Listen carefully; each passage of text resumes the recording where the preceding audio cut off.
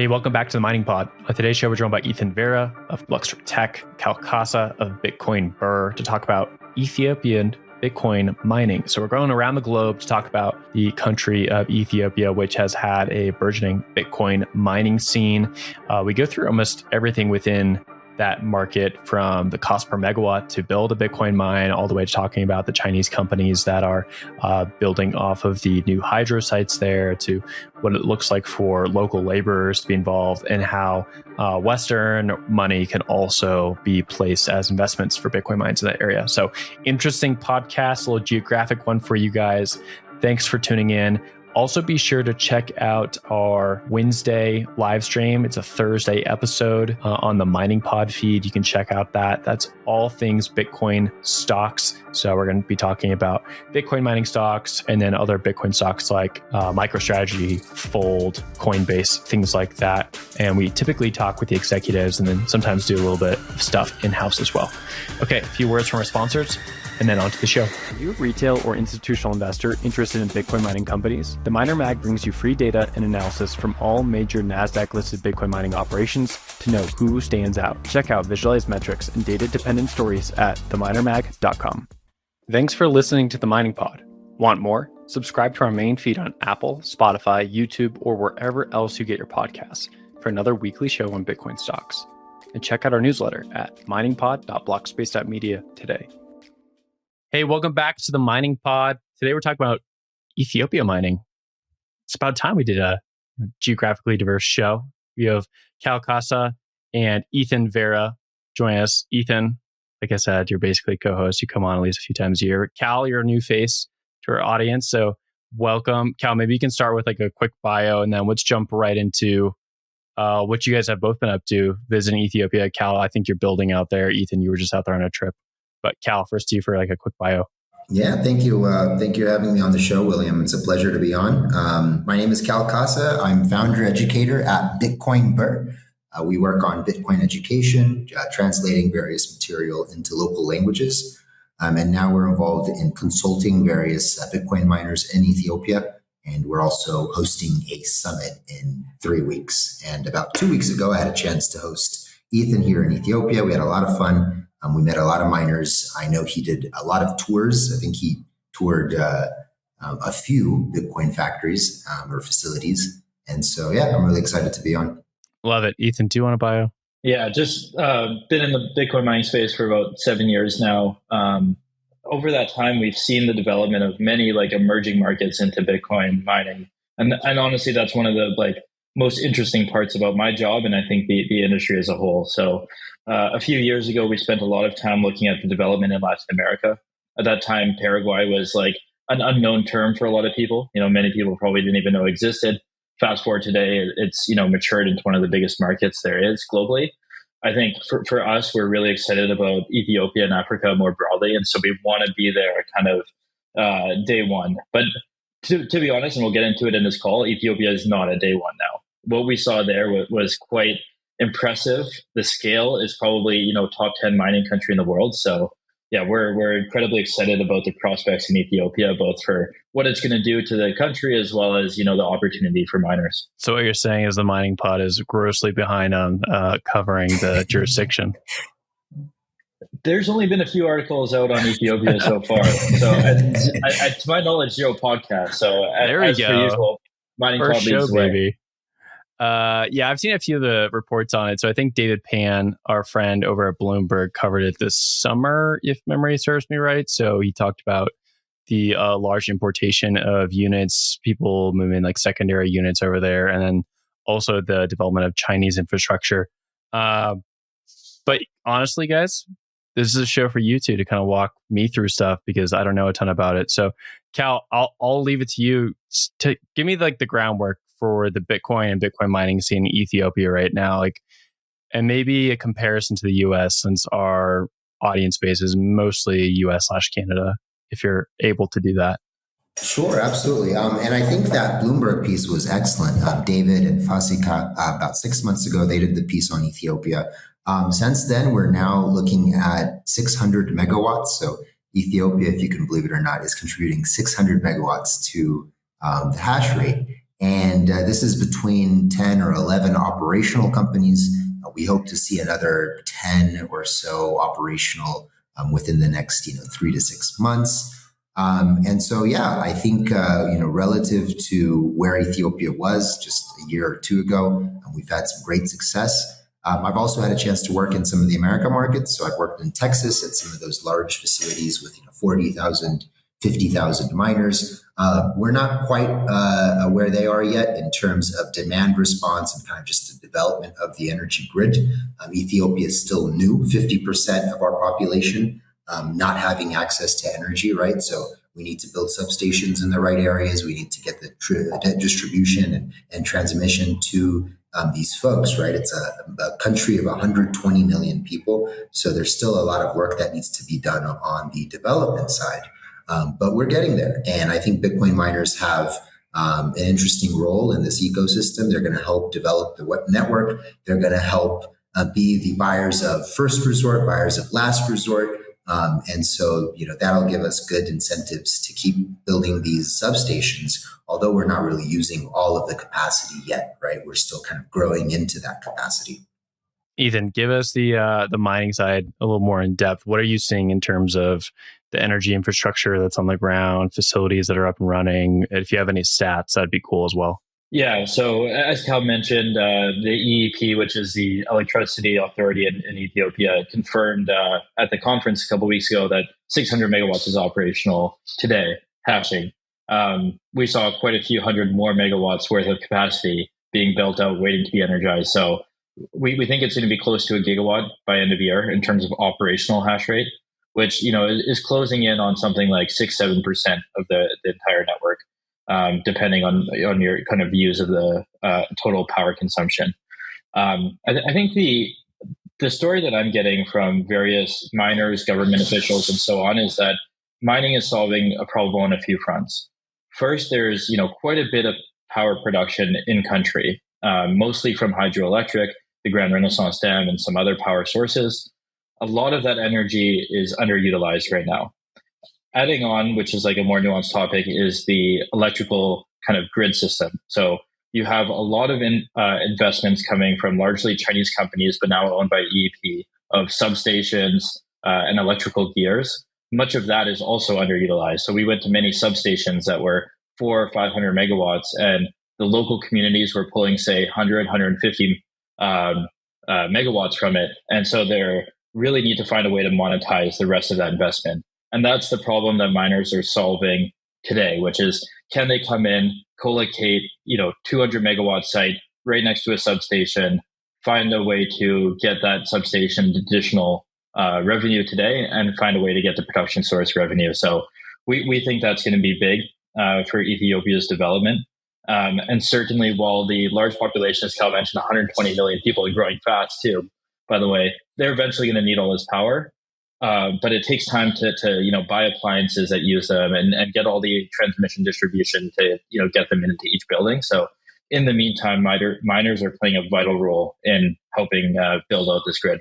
Okay, so I'm playing some video that it's actually on Cal's Twitter account while we're talking here. So if you're listening, go ahead and find this on YouTube. You can look at some nice Bitcoin miners while we chat. I want to keep on that thread there, Ethan. Like we see in the United States that miners have participated in a lot of ways in helping build out the grid. But for the most part, the US grid has been fairly built out for better part of 30, 50 years. And miners are just kind of filling in some gaps. And the biggest story for Bitcoin miners in the US has typically been like the demand response story where, they're just part of the grid, but they're also being like this reservoir of energy. What's the status of like Ethiopia's grid a little more in depth? Like what are we talking about? Are we like, they need transformers, they need transmission lines, there's no power plants being built? Is this similar to the gridless story that we've talked about a lot? Or is it somewhere in between, more like Kazakhstan, where there's like a decent amount built out, but they need some of like the endpoints built out to like the mines themselves? Sure. So right now we're at 6 gigawatts of energy. I think Ethan rightly said the vast majority coming from hydroelectric. I believe the number is 92% coming from hydroelectric. And that's primarily because Ethiopia sits at such a high altitude. 2 to 3,000 meters above sea level. And this is also a good climate for a lot of those miners. But the Nile actually starts in Ethiopia and then flows down into Sudan and Egypt. So it gives us a great deal of energy potential. The dam, the Grand Ethiopian Renaissance Dam that Ethan mentioned, will add another 6 gigawatts, getting us to 12 gigawatts. We're only about 10 or 20% operational there. So it's going to take some time. And then, as this population joins the middle class, right, buying appliances and so on, we hope to see the energy requirements exceed 15 gigawatts, right? And that's really a good weight or a good understanding for, a country joining, kind of more developed, status. And so, those are the numbers we're at right now. And in terms of the grid, I think there are some plays to include solar energy and geothermal. And I think, it's a large population and they're very spread out, right? So rural areas and kind of villages, it's very hard to build a substation and make it profitable in a small village, right? And so we're going to have to kind of, I think, take our time with some of these development plays. But it's looking good. Anything to add on to that, Ethan? Your comment on like the gridless story. So gridless, they've become quite popularized, operating in Kenya, Malawi, Zambia on these kind of off-grid, a lot of times like run-of-the-river hydroelectric dams. So they're helping like fund 1, 2, 3 megawatt. I think the story here for mining is a little bit of a different scale and more like on-grid. I'm sure there's going to be some off-grid opportunities that come up, but as of today, the opportunity really is massive substation built, underutilized, set up a facility right next to it and start pulling massive amounts of power from it. Otherwise, that would not be used and is being wasted. So it is quite a different kind of story than a lot of the other countries in Africa that are developing these microgrids. It's going to be quite a bigger scale. And in terms of just like for context in Africa, right, we haven't heard a lot about different mining happening there. Every now and then you hear about, Angola or Libya kind of banning mining. And we hear about some Chinese miners setting up shop. But really, like in terms of large scale mining, Ethiopia is the first country in Africa to do it. And depending on your view moving forward, is probably only going to be one of like a handful that are, operating at that scale over the next decade or so. So definitely quite a different view. I don't know if you could relate exactly to like a Kazakhstan play, because I think, its own dynamics in the Kazakhstan market. It's quite unique to Ethiopia, but it presents a huge opportunity for miners and EEP, the electricity grid, improving the system there. In the competitive world of Bitcoin mining, one name stands out: CleanSpark, America's Bitcoin miner. At CleanSpark, efficiency isn't just a goal, it's our standard.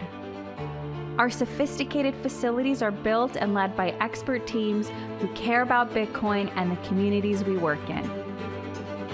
Scale? We've mastered it. Our large-scale operations have set us apart in the industry as examples of community-oriented building. Our track record speaks for itself. We navigate the complexities of the new economy with precision and with skill, continuously achieving operational milestones. Curious about how we do it? We invite you to discover the story behind CleanSpark's success at cleanspark.com. I'm going to keep ripping off questions about this as they come to mind, but also feel free to like jump in and move the direction of the conversation the direction you want to, since you guys were actually on the ground there. Just like quick look at some stats. It's like 45 to 50% of Ethiopia's population has access to electricity. And so I think the hope here would be that Bitcoin miners can play a role and bring more people to the grid by subsidizing the build out of excess generation. Like, you need a demand side to build the supply out, right? That being said, do you see any political problems in the future where we have large industrial mines come in and start soaking up all this power, and yet there's still people who don't have access to turning on light bulbs? I mean, I think us as Bitcoin miners, we look at that and be like, this is what we need. We need large industries to come in and help subsidize everything. But politicians and people who don't know about this often don't get that. And we've seen that pushback here in the States, certainly. But Cal, maybe to you, like, what's the state of politics with Bitcoin mining in Ethiopia? Yeah, well, I think one, we have a few things going for us in that Ethiopia is very young, 75% being under the age of 27. And if you look at our government officials, our energy officials, and so on, they're also quite young. Even our prime minister, Dr. Abiy Ahmed, he's a self-described cryptographer, right? Public key, private key management. He's started the PKI initiative, that's the public key infrastructure initiative at the government. So this gives me a lot of hope, right? They're peers that I feel I can speak to. And then two, Ethiopian Electric Power in the past year has generated about $27 million from the sale of energy to data miners, right? And so this is a great incentive for the government to keep going, right? This is a new service line. This is a new revenue stream. And so I think they'll continue down this road.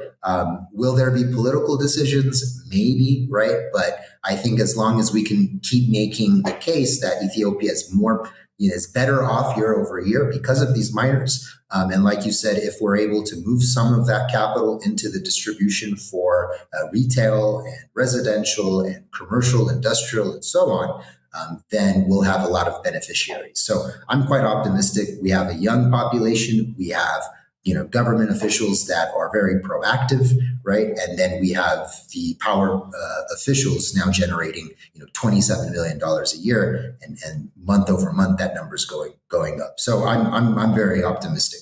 Jumping on that, I think, I've heard some criticism, which, is probably coming at it from an altruistic standpoint, which is, based on Ethiopia's population of 120 million people, the country should be consuming a lot more than 6 or 12 gigawatts worth of power. If you look at the equivalent in North America, like my home province of British Columbia is about 6-7 million people. We produce 12 gigawatts of power. So quite a different scale. But the reality, like when it comes onto the ground and like day to day, is like, how do you marginally improve that over time? You can't just like hope that Ethiopia produces 240 gigawatts of power and everyone consumes it and has the American standard of living overnight.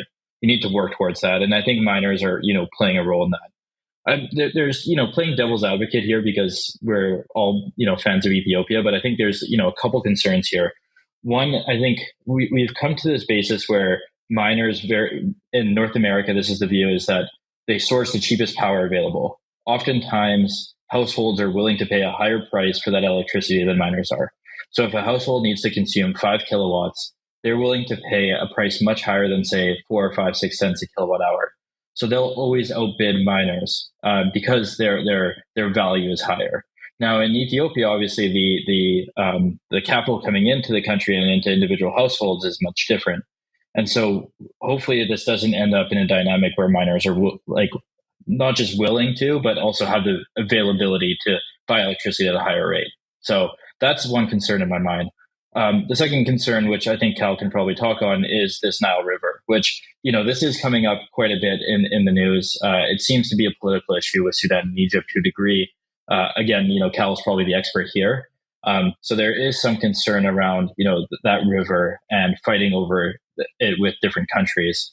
And also the seasonality that comes from it, I think is quite interesting too. If you look at the seasonality of the Blue Nile, there is, different amounts of power production based on rainy season versus dry season. Probably not to the same degree that we saw in the Sichuan region back when China was a mining hub, but maybe something similar. And so as kind of mining gets developed, there's a chance that curtailment in dry season is much higher than it is in wet season. And then it's a question to miners whether you're just going to keep your machines there while they're curtailed, or are you going to, try some type of migration process that we saw in China, a few years ago. So a lot of interesting topics there, but those are kind of like my two like major like risk items I see as like, things that could hold Ethiopia back, or Bitcoin mining couldn't be as productive for the country as we hope. I love some geography talk on the mining pod. That's what this show is all about. Putting miners on your back and migrating somewhere else. Let's talk about the Chinese part of this. So I think that was an integral part of the Bloomberg story, if memory serves me correct, where they're talking about Chinese miners coming in. And of course, there's always like the concerns around CCP involvement and like who's using what. And there's the Belt Road Initiative from the Chinese government. Cal, what's your take on Chinese Bitcoin miners moving in there? I think most Bitcoiners are like, hey, you're mining Bitcoin, it's good for the network.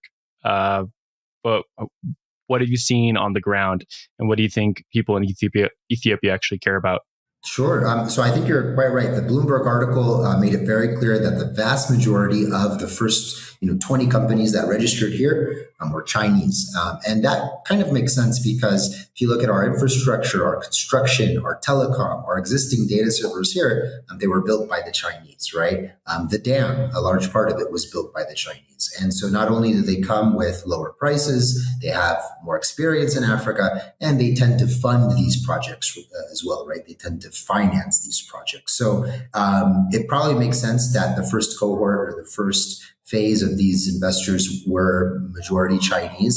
I think as we see this industry develops, we'll see more investors from the West. We'll see more European and American investors come in. I was invited to the US Embassy to talk about Bitcoin mining because there are 80 miners that want to come to Ethiopia, right? But they're just kind of worried about, political risk, as you had said. And then a few weeks ago, I also spoke to the French Embassy, right? And they also have European investors ready to come to Ethiopia. But of course, they want to do their due diligence and make sure that they've, crossed their T's and dotted their I's. So I think, yes, you're quite right. The Chinese have taken a leading role here in Ethiopia, but I think that's going to somewhat saturate itself and lend itself to other investors soon. And Ethan, like that would make sense, right? Where you would see these Chinese miners coming first because they often have access to machines first. And when these markets open up, we often do see that being the case, so that Chinese businessmen have like the opportunities here, being closer to Bitmain, being closer to some of these parts providers, certainly some of the larger infrastructure pieces.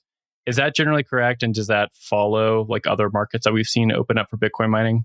It's definitely correct. I visited just over half dozen farms, and I think most of them were built by the Chinese. QRB Mimo was one of two exceptions there. So I ate more Chinese food in Ethiopia than I did Ethiopian food. Sorry, Cal.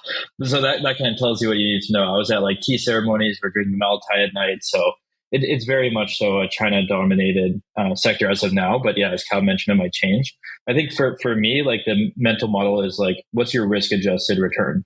And so, if you're a miner operating in the US, right, to you, the gold standard is the US. And so if you can, host at 6.5 cents or build your own site at 4 cents, then in order for you to move abroad to a jurisdiction that you're unfamiliar with, that you view has high regulatory risk, you need some discount on that price.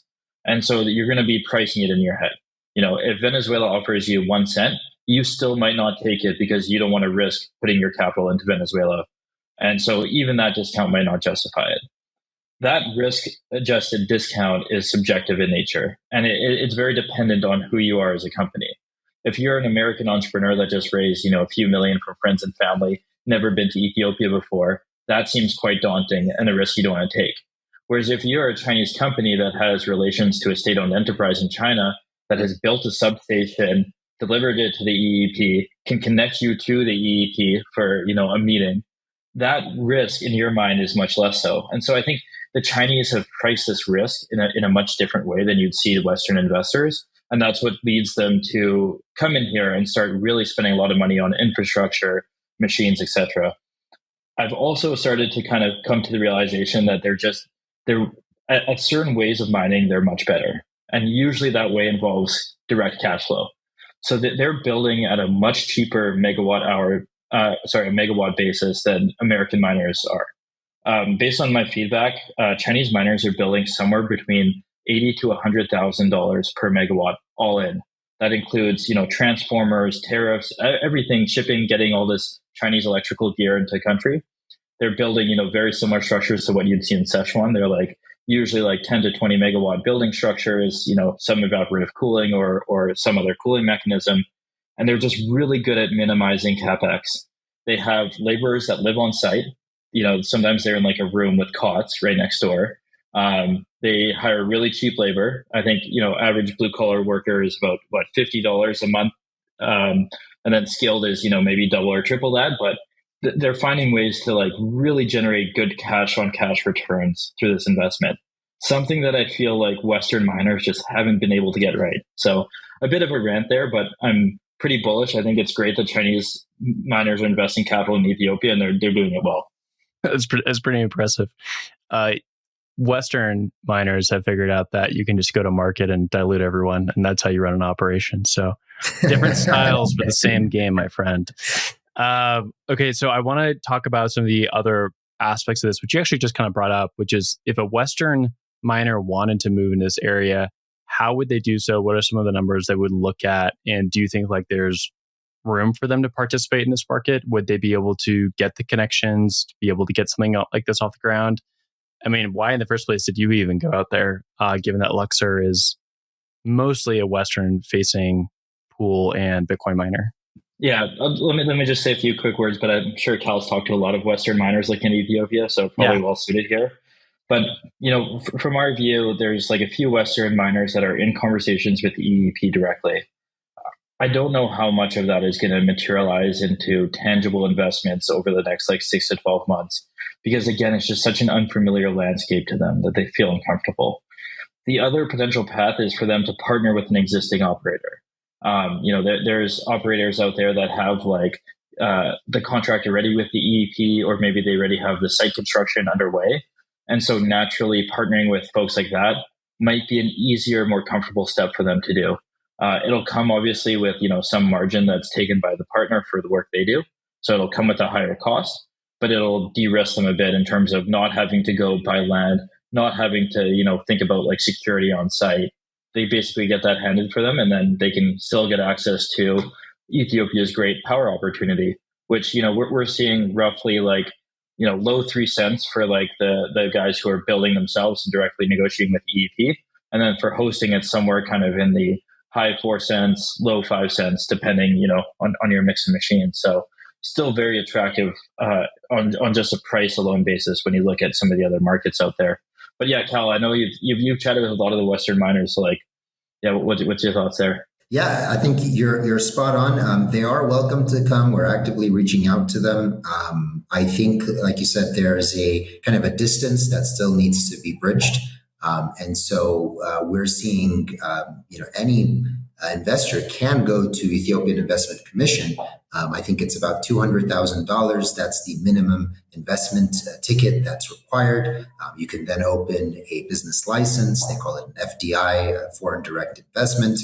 You're given a bank account. You're given land next to a substation. You're given a power purchase agreement from the power authorities. So anyone can do this, but we're just finding that the Chinese are taking that risk and doing it themselves. We'll probably see the Western miners be involved in hosting partnerships. So they may trust us with plugging in their miners, but they might not exactly build miners here yet. Any other thoughts on Ethiopia before we kind of zoom out a little bit and look at the larger continent in Africa mining? Just two last comments. I think one of the big concerns, we talked a lot about the conference 2 weeks ago, is the importation of machines. Fair. So we at Luxor, we run an ASIC trading desk. I think we've done 35 different countries now. And the importation of machines, American miners don't think of this because the regulations are so clear. But in vast majority of countries that have Bitcoin mining, the importation is one of the toughest parts of it. Custom, and this kind of goes outside of Ethiopia, but custom agents typically suffer more corruption than other levels of government. The rules are not always held up, and there's always gray areas that companies are operating in. And so we're hoping, and Cal and Nemo and some of the guys on the ground in Ethiopia are really pushing for this, but for clear regulations on tariffs and customs coming into the country, and then also the ability to import and use machines, which at one time my understanding was possible. Currently now it seems like it's not allowed, although some miners obviously are doing it. But that's really critical to this piece in Ethiopia. When you start thinking about risk adjusted return and cash on cash basis, you really want to minimize your capex, which a large part is the ASIC. So if you can go source, use S19J Pros, we're seeing the market trade at $2 a terahash now. So you get them at $200 in the US.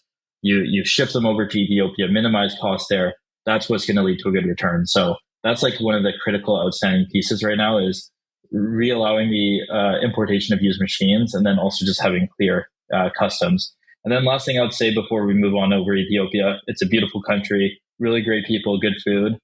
Cal was, a gracious host, and I would recommend anyone just like go over to Addis, have a good time there, enjoy the local cuisine, and like see it for yourself. It'll change your view of the country for sure. Cal, can we all stay with you? Is that cool? Absolutely. I have a 3-bedroom and one room is always empty, so you're free. Okay, we got a few thousand listeners to the podcast, so I'll make sure to book them all with you. Interested in Bitcoin scaling, startups, or learning more about Bitcoin Softworks? Join us Saturday, November 9th at the Fidelity Center in Boston, Massachusetts for Op Next, a one-day conference on scaling Bitcoin hosted by Blockspace Media, the producers of this podcast. Join Bitcoiners like Peter Todd, Portland Hodl, and more to discuss various Bitcoin proposals like OpCat, the Great Script Restoration, CTV, and more. Attend workshops, speaker sessions, and panels discussing the latest in scaling tech, from ZK to ARC to Bitcoin Softwork history. And for a limited time, use code OCTOBER to get 25% off a general admission ticket. Find out more by visiting opnext.dev. Again, that's October at opnext.dev. You can find out more by checking out the show notes below. Okay, zooming out. So Ethan, you mentioned like the larger Africa Bitcoin mining scene. Ethiopia is quickly stealing the crown. I've seen people talk about Nigeria quite a bit. I know our friend Marshall's over there with, it's like Titan mining or something like that. Trojan. I got the T right. Trojan mining. And there's various other spots where people are mining Bitcoin. We also talk about gridless. It just comes down to the basics, right? It just comes down to the legalese. It comes down to the simplicity of mining Bitcoin. It comes to the access of energy.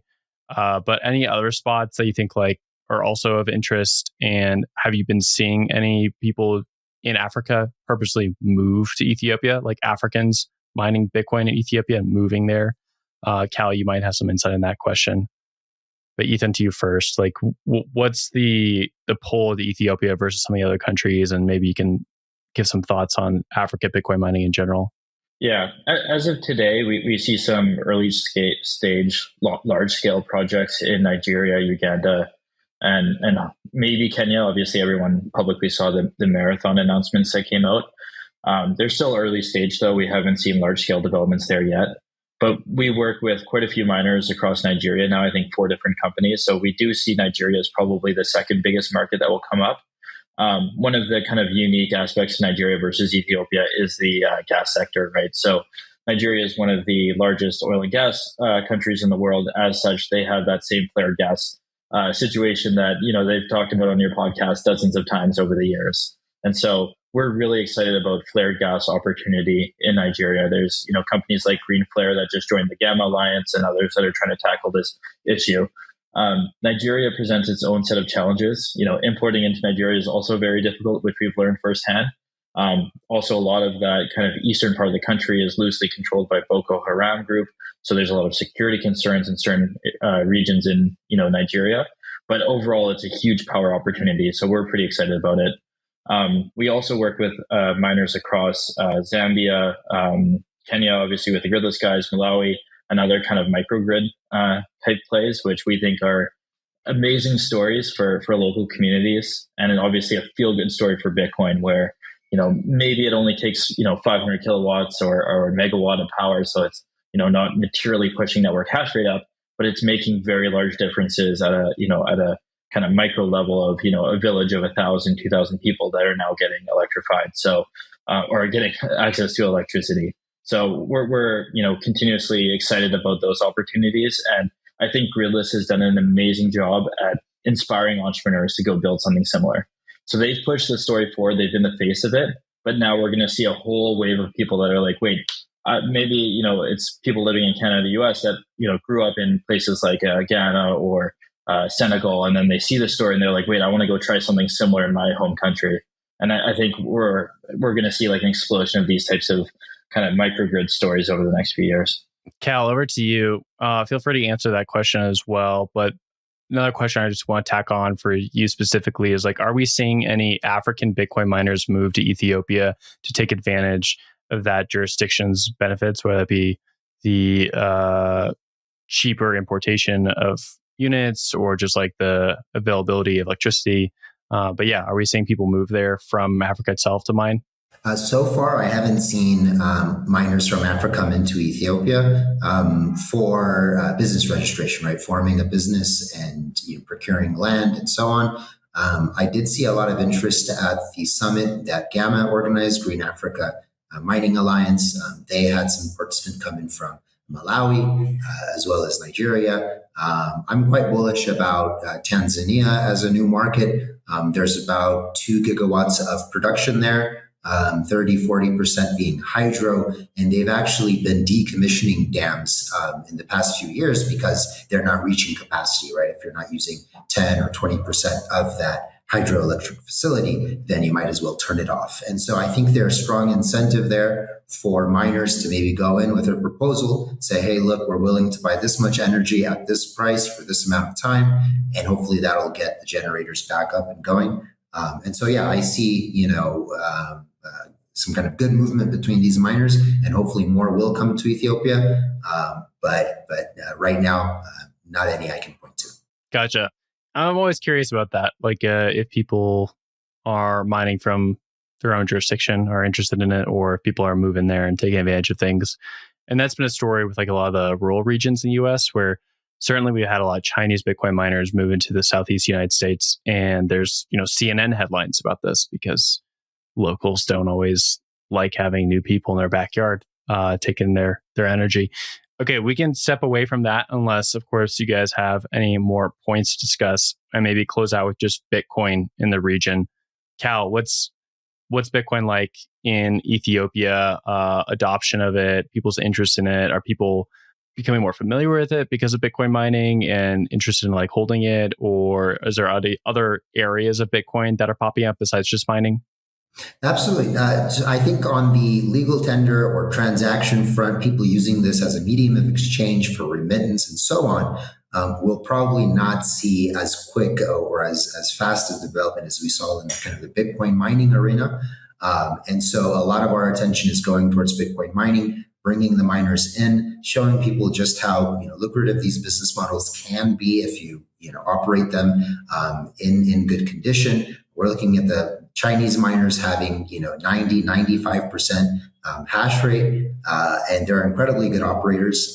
And so as time goes by, I think Ethiopia will continue to be a strong market, and we'll be able to attract more Bitcoin miners. And so yeah, I'm quite excited for the short term, the long term, and I really see this as a way for Ethiopia to leapfrog into the future, right? So Bitcoin is going to be an amazing tool for that. Ethan, did you buy anything with Bitcoin when you're in Ethiopia? I did not, but maybe approaching it from another angle. So we have about a 40-person software engineering team now, and for certain positions, we open it up to global applicants. And so we are receiving a very high level of applicants for software engineering, specifically from Nigeria, Kenya, and Ethiopia. Obviously, bigger population sets, and Kenya obviously very forward-looking in terms of development there. So the talent coming out of those three countries in specific, we're really excited about. Part of that is just young people that want programming jobs, and so maybe they're industry agnostic.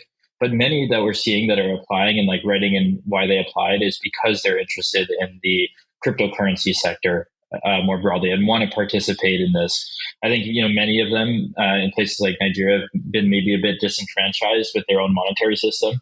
Ethiopia too, I know we could rant about that for a while. Cal has some good points on kind of, some of the capital controls there, but it does resonate with young people in Africa.